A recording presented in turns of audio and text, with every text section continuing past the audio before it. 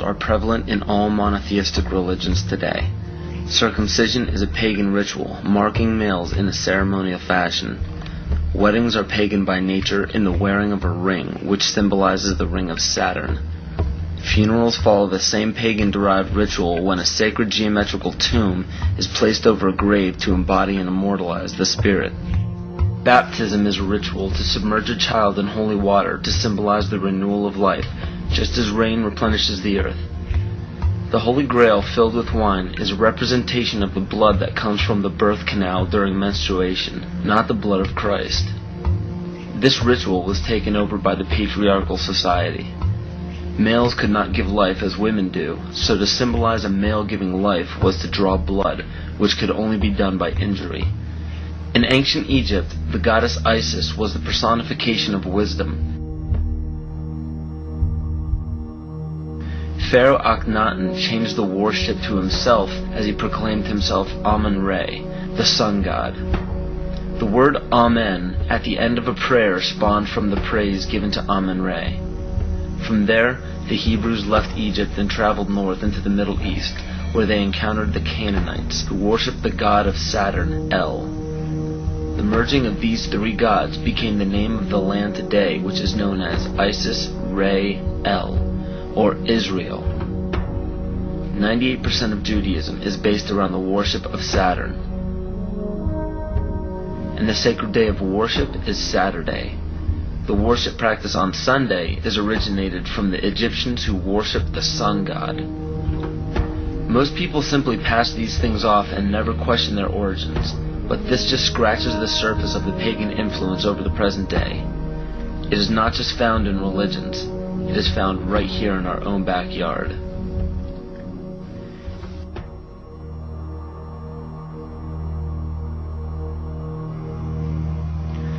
On January 22, 1783, Congress ratified a contract stating that all bills of credit emitted, monies borrowed, and debts contracted by or under the authority of Congress before the assembling of the United States in pursuance of the present Confederation shall be deemed and considered a charge against the United States for payment and satisfaction whereof the United States and the public faith are hereby solemnly pledged. The party that the U.S. owed these loans to? King George. I hope this paints a picture for you of how Great Britain funded both sides of the Revolution. To this day, Great Britain collects taxes from the United States via the IRS. The IRS isn't even an agency of the United States government. If you don't believe me, look up IRS Publication 6209. The FCC, CIA, FBI, and NASA were never part of the United States government. The U.S. government only holds shares of the stock in various agencies. Social Security numbers are also issued by the UN through the IMF.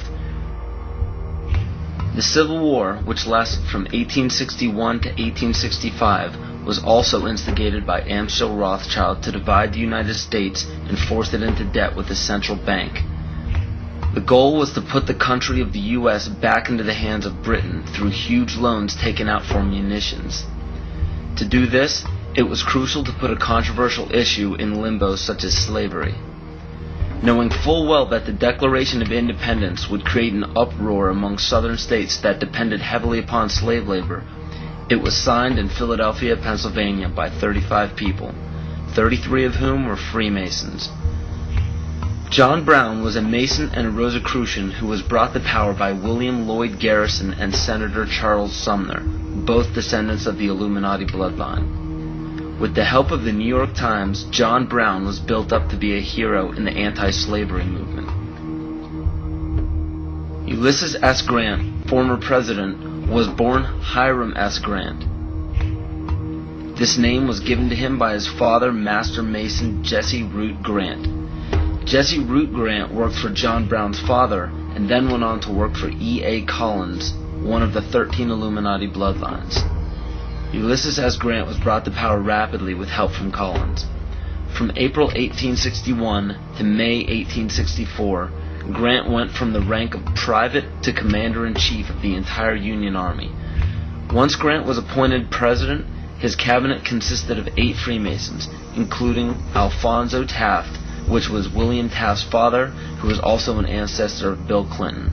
Jonas Mills Bundy was one of the 13 Illuminati bloodlines, who was also the presidential advisor to Grant as well as the next two presidents. And cabinet member Columbus Delano was Franklin Delano Roosevelt's grandfather. In November 21, 1933, President Franklin Roosevelt wrote, "The real truth of the matter is, as you and I know, that a financial element in the large centers has owned the government ever since the days of Andrew Jackson." Abraham Lincoln's father was A.A. Springs, who was part of the Rothschild dynasty. Lincoln's half-brother worked for Louis Pasteur in the Merovingian dynasty, which was the 13th Illuminati bloodline. Pasteur also owned Jekyll Island, which was where the Federal Reserve Bank was created. In the mid-1800s, Abraham Lincoln and the Whigs were trying desperately to keep Andrew Jackson from establishing a gold standard called the Independent Treasury System. Lincoln and his party fought to set up a central bank, making such public speeches as, "Under a gold and silver standard, all will suffer more or less, and very many will lose everything that renders life desirable." This statement resounds elements of scare tactics in this speech and other speeches on the matter given by Abraham Lincoln. They give no real evidence or explanation. In the early 1900s, after a failed attempt for Woodrow Wilson to set up what was called the League of Nations following World War I, Wilson and his advisor, Colonel House, set up the Institute of International Affairs. This institute had two branches, one set up in England called the Royal Institute of International Affairs, and the Council on Foreign Relations was incorporated as the American branch in New York on July 29, 1921. Founding members include Colonel House, J.P. Morgan, John D. Rockefeller, and a few others. A national income tax was declared unconstitutional in 1895 by the Supreme Court, but a constitutional amendment was proposed in Congress by Senator Nelson Aldrich. This makes much more sense when you notice that Nelson Aldrich was also known as being the authentic voice of J.P. Morgan, and later married into the Rockefeller family. Today, 27 to 35% of American workers' pay is taxed, and this money goes to a central bank called the Federal Reserve, or the Fed. For those of you who are unaware of the Federal Reserve Bank and what it is capable of, it is a non-government-owned bank that provides the U.S. with all of its currency. They control the inflation rate by the amount of money in circulation. Yet the most amazing aspect of the central bank is the suspension of specie payments, in which the Fed can refuse to pay their obligations, yet taxpayers must pay their debts or go bankrupt. In other words, the suspension of specie payments is the central bank's right to breach a contract with no penalty whatsoever. In even simpler terms, it's called theft. How is it that the Fed is allowed to breach any contract they wish without penalty from the government? The answer is simple. The Federal Reserve Bank has power over the government instead of under it. Carroll Quigley, Bill Clinton's mentor while at Georgetown University, wrote of central banks, "They want nothing less than to create a world system of financial control in private hands, able to dominate the political system of each country and the economy of the world as a whole, controlled in a feudalist fashion by the central banks of the world acting in concert, by secret agreements arrived at in frequent private meetings and conferences." It is important to note that nearly all of the founders of the Federal Reserve Bank were involved in the conception of the Council on Foreign Relations.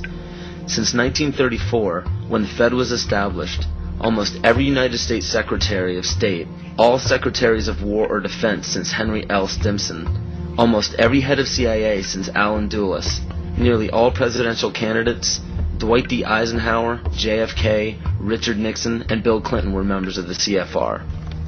George Bush Sr. was actually the CFR director from 1977 to 1979. Understand that all of these high-ranking government positions were lobbied into place by the organizations set up by the international banking cartel.